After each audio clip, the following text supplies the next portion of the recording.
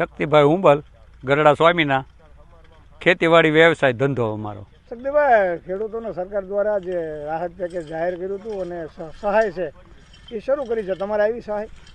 સહાય તો લગભગ ખાતામાં પડવા માંડી છે. સાંજે 4 વાગે બધાને 34,000 રૂપિયા પડ્યા, એટલે બધા એમ કહેવાય નીકળ્યા હતા કે હજી અમારે આ 44,000 કહેતા હતા, એને બદલે 34 કેમ પડ્યા હતા. સવારે સૂતા હતા તો સવારે 6 વાગે બધાને ખટાક ખટાક ખટાક પડે એમ બીજા 10,000 પડી અને ઘણ ખરા ખેડૂતોને પડવા મળ્યા છે ને. એ પૈસાનું અત્યારે તમે જોવો એ રીતે શિયાળુ પાકનું વાવેતર પણ પાછળ ચાલુ છે, ઘઉં સણ્યા જીરું જે કાંઈ હોય એ, અને ખેડૂતો એકદમ અત્યારે ખુશ છે.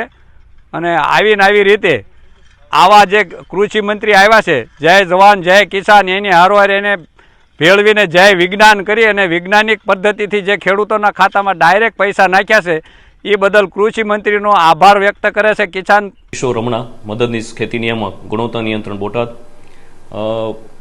કમોસમી વરસાદના લીધે બોટાદ જિલ્લામાં ઓક્ટોબર મહિનામાં કુલ 1.77 લાખ હેક્ટરમાં 33%થી વધારે નુકસાન હતું, જેનો અમે સેમ્પલ સર્વે કરીને સરકારશ્રીને રિપોર્ટ રજૂ કરેલ.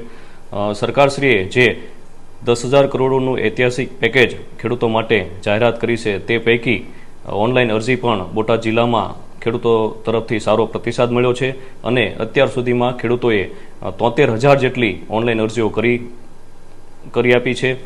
તેમજ જે પણ ખેડૂતોએ અમને પૂરતા ડોક્યુમેન્ટ સાથે વીસીએને અરજી સબમિટ કરી છે અને ત્યાંથી અમારા ગ્રામસેવકો દ્વારા અત્યારે અહીંયા તાલુકા સુધીથી મંજૂર કરાવી અને જિલ્લા સુધી આવેલ છે, તેમાંથી 5,077 ખેડૂતોને અરજીઓ મંજૂર કરીને અમે તેમના ખાતામાં ડાયરેક્ટ 16.83 કરોડ રૂપિયા આજ દિન સુધીમાં જમા કરાવી દીધેલ છે.